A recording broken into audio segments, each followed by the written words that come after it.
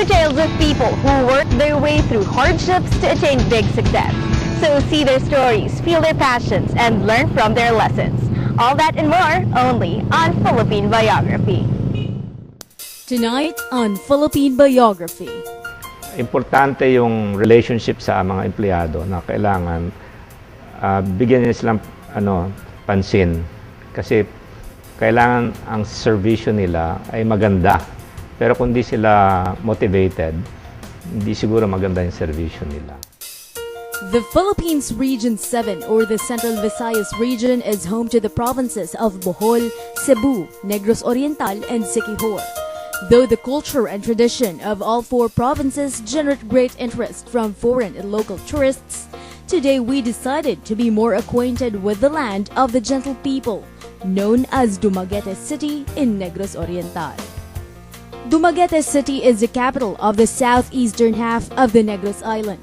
History tells that the term Dumaguete was coined from the Visayan word dumaget, which means to snatch. The area earned the moniker as pirate attacks were rampant along its coastlines during the ancient times. Just like most areas in the Philippines, Dumaguete had its own share of historic Spanish, American, and Japanese occupation.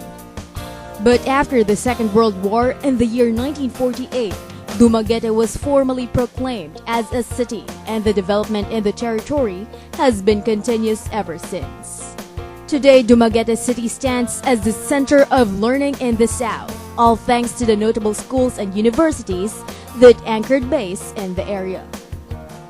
Among all educational institutions in Dumaguete City, many would agree that the most remarkable is the Silliman University, as it enjoys the distinction of being the first Protestant university in the Philippines, as well as the first American private university in Asia.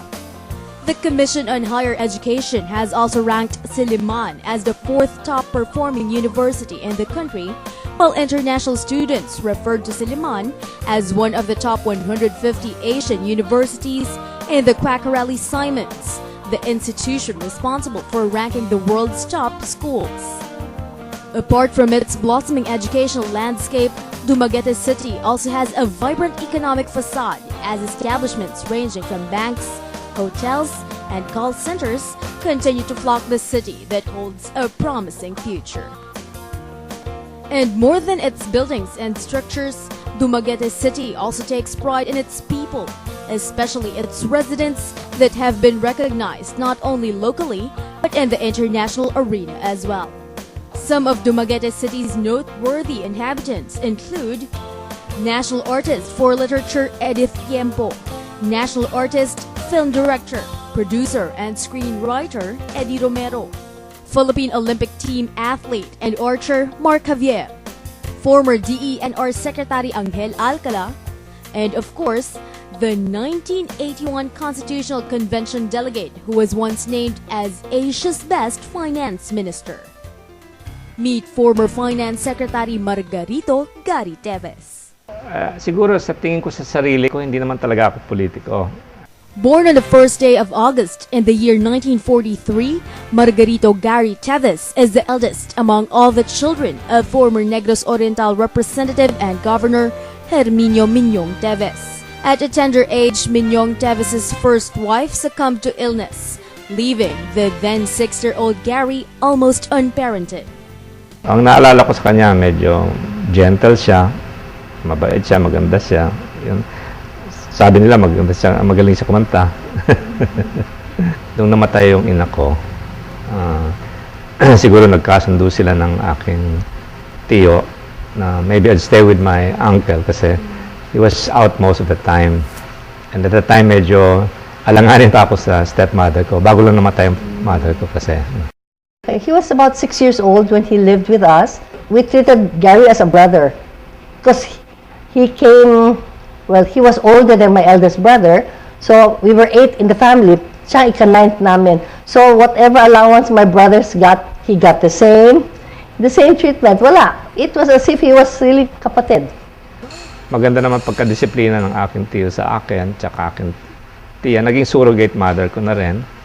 Naalala ko, napalo ako ng tiyo ko. Magandang experience din yun. Kasi, bakit po kayo napalo? palagi nag-aaway ng anak niya. I know he loved to play with my brothers basketball, and they would go to school to Ateneo together in a school bus. And when he graduated from grade school, napagod ang nanay ko ng maglagay ng medal sa kanya, napakadami. Maswerte tayo nung grade school, maganda naman yung grado natin. Pero of course, nung high school, medyo naging competitive. So, nag-struggle din ako nung high school. Yung mga grado ko, hindi kasing ganda kesa nung grade school. Kasi kala ko, nung pumasok kami doon sa tinatawag na honors class, 20 kami yata, 20 kami galing sa Ateneo grade school, 20 galing sa public school. Akala namin na mas magaling kami kesa sa kanila. Pero ako, I was surprised na pagkatapos ng first semester, doon ako sa lowest quartile. So kung 40 kami, doon ako sa 31 to 40. Medyo nahirapan ako doon sa math, yung mga ganon. Math? Oo. Doon, siguro medyo mali ang sistema ko noon. I then realized na medyo may pagkukulang ako. I had to compensate it with hard work. Sa part ng mag-aaral, minsan nung bata pa ako, para makakuha tayo ng konting allowance, naglilinis kami ng kotse noon sa mga taxi doon sa may mga restaurant doon malapit sa bahay. Parang tinatawag ako noon nila Kanto Boy. Siguro naalala ko yun, between 9 to 12 doon ako naglilinis ng kotse. No? Hinahayaan po nila kayo kahit you came from an influential family? Well, hindi conscious ako na. Galing ako sa influential family. I heard this only, no? I think the dad of Gary gave some money to them one time, and Gary returned it because he said he didn't earn it. That's the kind of stuff Gary is made of. At such a young age, Gary has already trained himself to be independent and responsible. And the people who watched Gary grow up say that his stash of admirable qualities does not stop there. You know, I knew Gary 53 years ago. And he was like 16 years old and I was like 15, something like that. We used to have parties here every Christmas holidays and then during the summer. And that's the time when he comes. Well, I can say that despite he was like 16, I already saw him as a very reserved teenager, reserved, soft-spoken, and he is also very respectful. He dresses well, you know. The teenagers before was, you know, wearing those James Dean, you know, ragged, the blue jeans. You don't see Gary in that kind of attire. He is more of the reserved type, even until now. He would open your door, the car door for you. He would put the chair, you know. He was really a gentleman, even until the time when he was running for congressman. He's studious and hardworking. Ugali niya parang he respects his elder. That's why my brother was very much attached to him. Your relationship with your father, given na hindi kayo lumaki sa poder niya? Essentially, ang relationship namin parang brothers Kasi, yun nga, nabanggit mo nga na mas nagtagal ako dun sa tiyo ko tsaka sa tiya ko, at least during my childhood days. Tapos, dun pagkatapos ng college ko, well, andito rin siya. So talagang medyo nag-relate lang ako sa kanya pagkatapos na ng college ko. Speaking of college, it was another ordeal that the young Gary had to face as he was sent to foreign lands for his higher education. My father suggested this nung high school pa ako, nung second year high school pa ako. He was planning that I should go to Taiwan at that time. So ni-request ko na lang sa kanya kung pwede, tapusin ko na muna yung high school. So pagkatapos ng high school, sabi niya siguro panahon na. No? So nag-aaral ko sa Spain, nahirapan din ako kasi hindi naman Spanish yung ating salita dito. Ultimately, pinag-isipan ko na siguro mas mabuti sa akin mag-aral ng economics. Yun ang starting point na paano ako naging economist. So, humingi akong permiso sa ama ko kung pwede mag-aral ako sa London. Pumayag naman siya. He was in London since he grew up with us. The whole family was in Baguio on one Christmas. He could not get through to us to greet us. He found a way, calling the radio station, to greet us. That is how Gary is. If he wants something done, he will move anything to get it done, if it's good. Studying abroad may sound so prestigious and extravagant.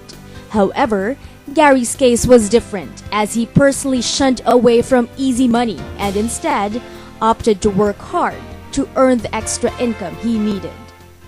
Every summer, tumiting ako sa mga bulletin board at usually kasama ko mga international students din. Nung first summer job ko dun sa Holland, sa Holland na yung nagbibenta ako ng mga magazine doon kasama ng mga international students. Second job ko dun sa Graz, Austria. Nagdidig ng mga canals para ma-preserve yung mga daan kasi forest road ang tinabuhan namin. Yung third year ko, pinakamahirap, naging dishwasher tsaka waiter ako. One is talagang mahirap pala maglinis ng plato tsaka kailangan mabilisan no? Tapos hindi ka lang dishwasher but nag-waiter ka pa rin. So talagang pagod na pagod ako pagkatapos ng 8 hours of work. Why did you decide to do it? You were well off. You had money here in the Philippines and your dad could send you anytime you want. Well, I had no notion talaga kung anong. Alam ko na siguro may perang ama ko, pero sa tingin ko noon, ayoko naman sila i-disturbo. I wanted to see whether I can generate yung konting allowance. So, pinag-aralan niya ako sa Europe, ayoko na siyang i-disturb, tsaka yung pamilya. We were not born rich, but we acquired. They should earn their keeps. Hindi kahit they will just live on the support of their parents. So they should be able to work for themselves. What did you learn out of those experiences? One is, siguro naging independent ako, nag-iisip ako. Tsaka, ang importante kasi sa buhay na hindi lang yung napag-aralan mo, kundi how you relate to people. After the break, Paano po kayo nanligaw? Ako, siguro hindi ako marunong magligaw. Well, medyo hindi ako masyadong magaling kasi medyo hindi balanse masyado yung panahon ko. If I were to redo my life, I'd probably spend a little more time with him.